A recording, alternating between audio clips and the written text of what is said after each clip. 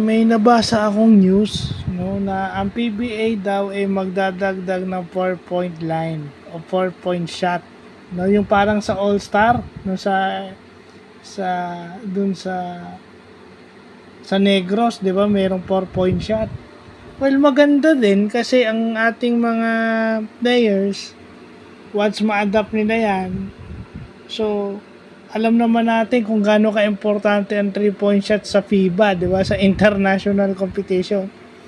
So, inadapt nila yan para kung sakasakali na sila ay mag-represent sa Pilipinas o sila ay mapupunta sa Gilas, hindi na bago sa kanilang tumira ng malayo.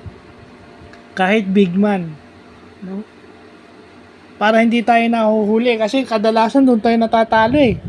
Yung mga big man ng ibang bansa, mga shooter. So, mas maganda yan. No? Kaso nga lang, dapat, yun yung sinasabi ni Jordan nung araw na kaya hindi niya masyadong inensayo yung 3-point shots kasi nawawala yung ibang parte ng game.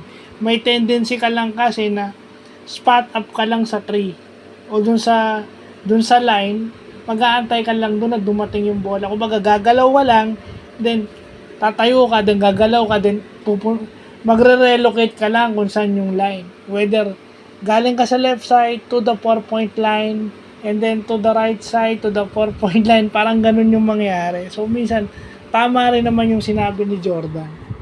Sana, practice that shot, pero hindi nawawala yung ibang facet ng game.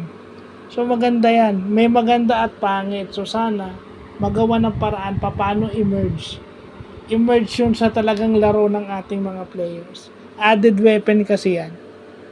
So yun lang po.